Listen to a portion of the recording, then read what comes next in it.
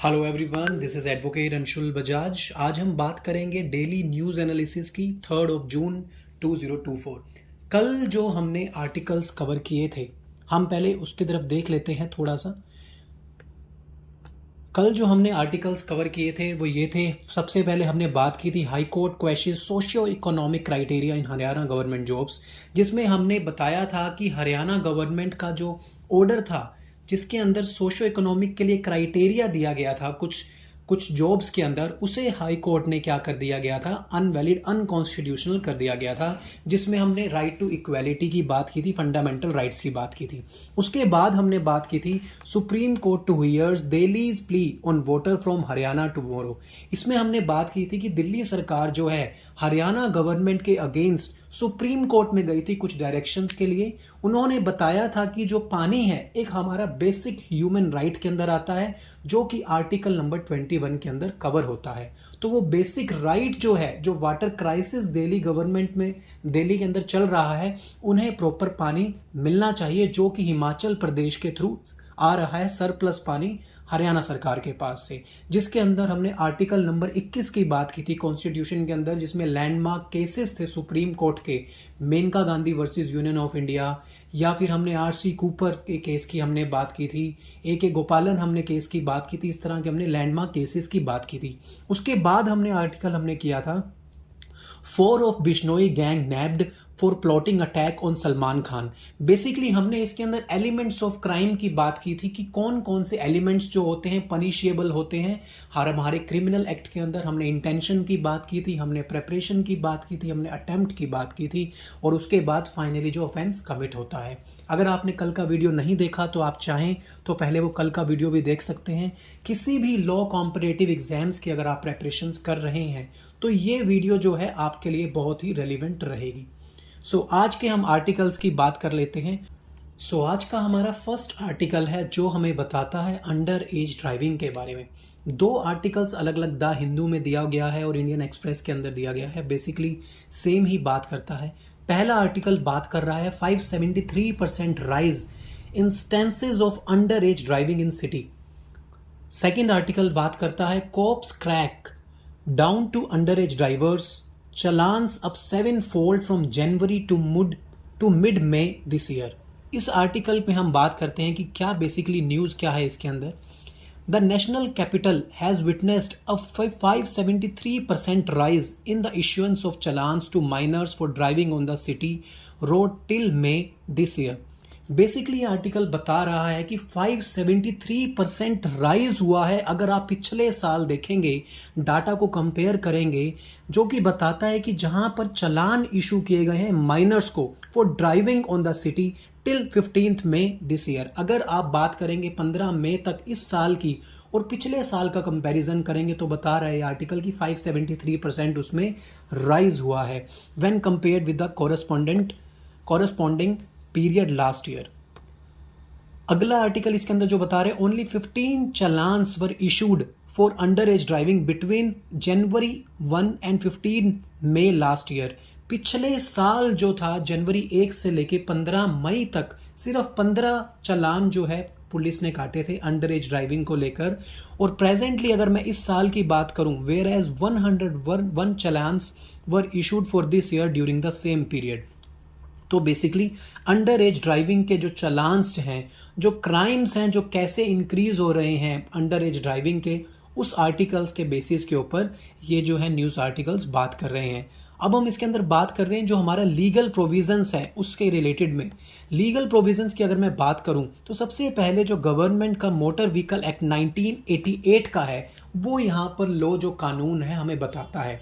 Under age क्या है, section 4 of the motor vehicle act define करता है the legal driving age in India is 18 years old.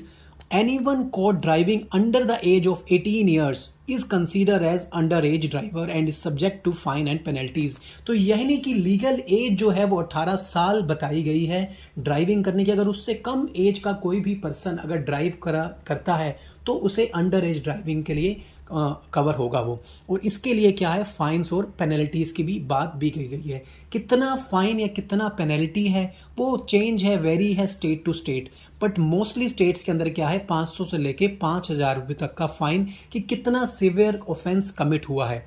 इसके साथ ही साथ अदर लीगल एक्शन के प्रोविजंस भी दिए गए हैं, लाइक रैश ड्राइविंग अगर कोई करता है, किसी के लिए इंडेंजरिंग, कोई ऐसा ड्राइव कर रहा है, रैश ड्राइविंग हो रही है, किसी की लाइफ को खतरा है, किसी की ज़िंदगी को खतरा है, तो उसके हिसाब से जो है ऑफेंसेस जो हैं यहाँ पर दिए गए हैं।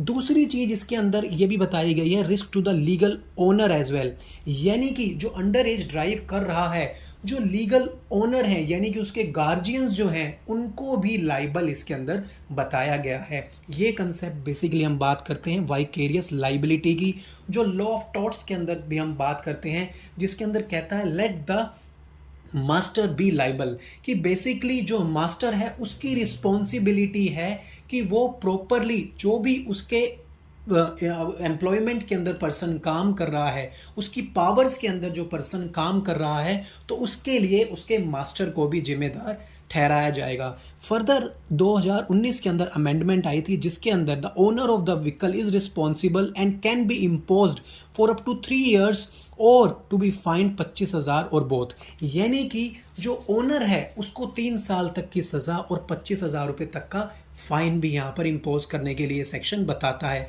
जैसे कि आपने देखा होगा पुणे के अंदर जो पोर्शे केस है उसके अंदर पेरेंट जो लीगल गार्जियंस हैं उनको भी अरेस्ट जो है केस के अंदर किया गया है, वो इसी लीगल प्रोविजंस के अंदर किया गया है। Further section 4 sub clause 2 of the motor vehicles act बताता है कि अगर कोई भी जो no person under age of 20 years shall drive a transport vehicle in public, तो बेसिकली ये क्या करता है कि अगर कोई ट्रांसपोर्ट व्हीकल अगर कोई ड्राइव कर रहा है तो वहाँ पर लीगल एज जो है 18 साल नहीं 20 साल कम से कम होनी चाहिए पब्लिक ट्रांसपोर्ट, एक ट्रांसपोर्ट व्हीकल पब्लिक प्लेस में ड्राइव करने के लिए।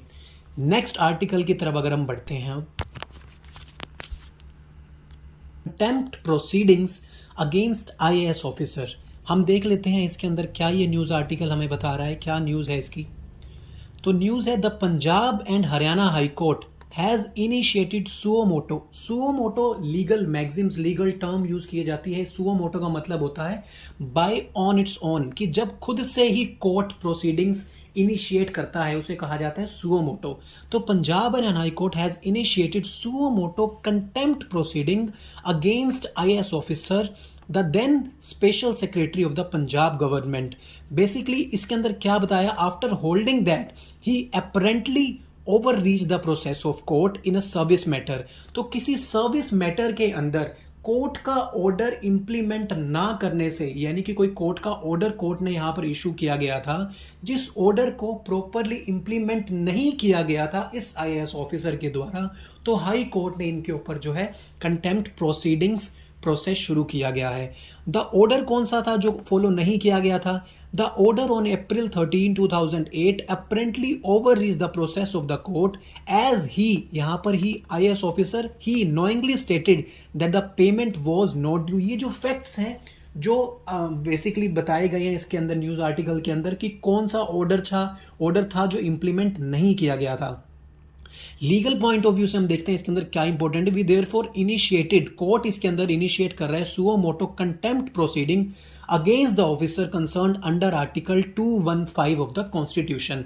अब हम इसके अंदर बात करते हैं कि लीगल प्रोविजन क्या है इसके अंदर जो इंपॉर्टेंट लीगल प्रोविजन। आर्टिकल 215 क्या बता रहा है, कॉन्फर्स जुरिस्डिक्शन, यानी कि पावर बताता है हाई कोर्ट की पनिश करने की कंटेम्प्ट प्रोसीडिंग्स के लिए।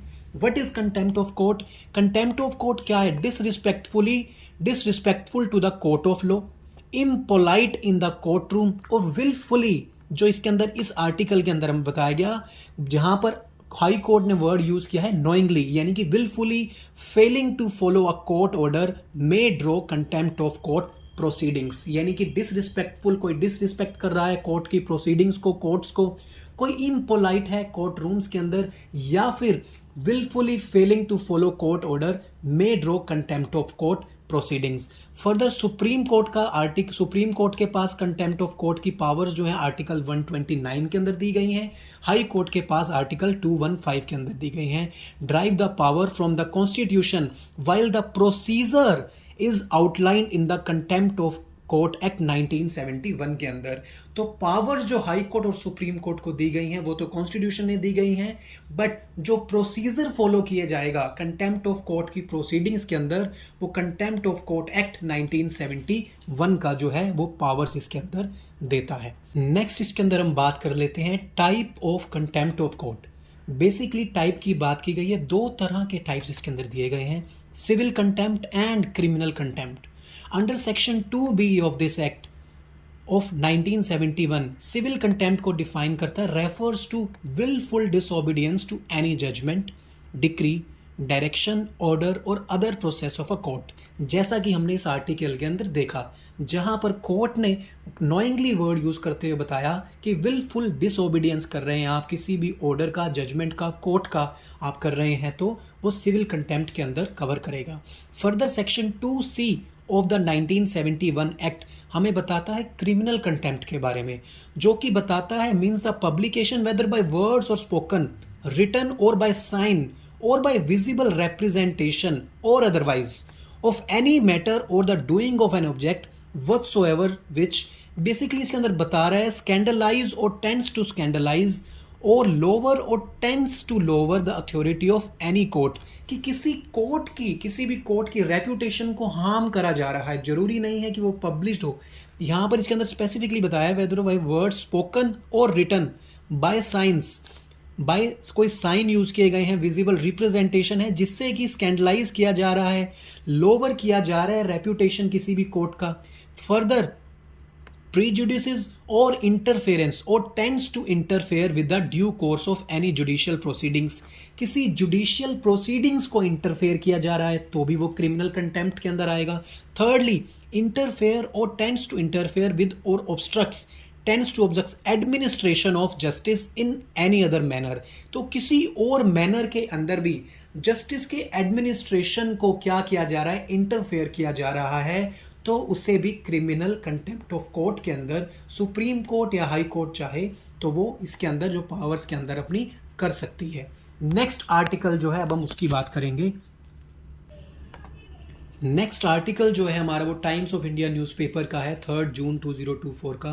बेसिकली इसके अंदर बता रहे हैं in 4 months UT cops received 2600 cyber crime complaints. अब हम जान लेते हैं कि न्यूज़ क्या है इसके अंदर.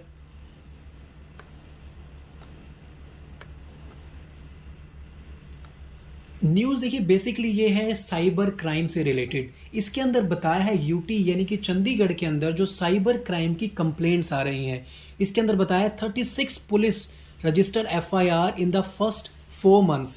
पहले 4 महीनों के अंदर 36 एफआईआर जो हैं साइबर क्राइम्स की रजिस्टर की गई हैं.